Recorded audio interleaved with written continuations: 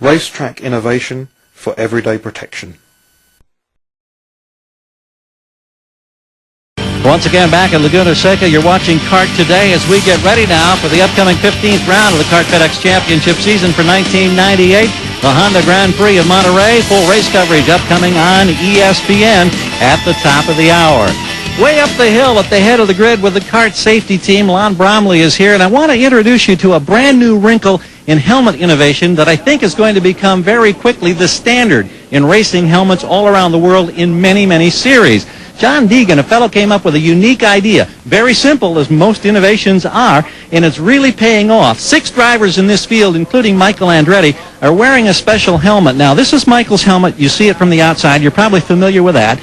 You look inside, and you can see all of the various padding here. But I want to call your attention to the shell down inside all of that padding, and a little device right here that's been inflated. It's a bladder device, and it's located right down in here inside the helmet. And you see this little tube, this little hose running out here. In the event of an injury to a driver in a crash, Lon and the safety team come running up, and you've got a little air cylinder there, and you inflate this bladder, and it helps lift the helmet off the driver's head. How does this help you, and how effective is this brand new device, Lon? Well, it's real effective. It's quite easy to operate.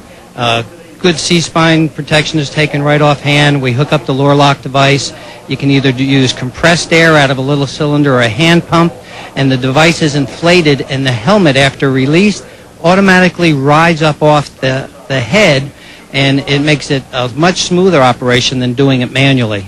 Now, I haven't done it myself, but people tell me, you guys have done this, experienced it firsthand, that it's a phenomenal difference because a helmet normally is so very snug around the head. But it prompts a question. I'm sure some medical types are probably already wondering.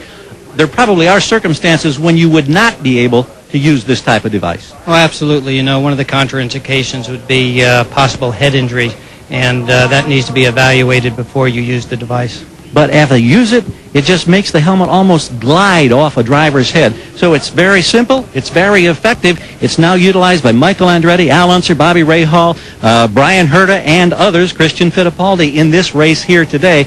And I don't think it's going to be too many more races before we're going to see just about everybody using this brand new device inside their helmet for the best in protection of headgear. We continue to watch and wait. The skies look pretty good, and the track is fairly dry, so keep your fingers crossed. Should get this underway somewhere around 12:30 local time, Central Time. Well, right now, Jack Arute, Scott Goodyear standing by in our classroom set. Guys?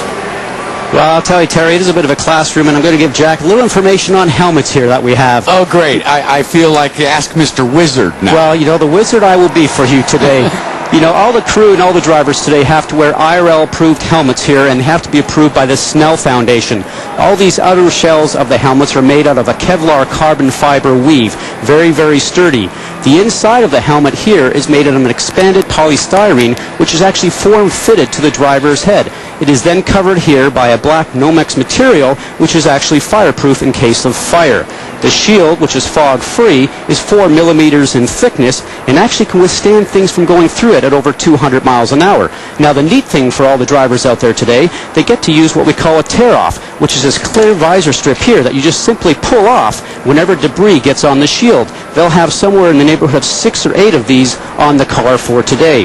Now, a neat thing they've come up with in the last little while, you can see as I turn this around for you here, is called the hats-off device. It simply is an expanded bladder here that the crew people will actually put air into the surgical tube and actually expand this bladder, and what ends up happening is it helps raise the helmet off the driver's head if he's had an accident, because they don't want to pull it in case he's had some neck injuries.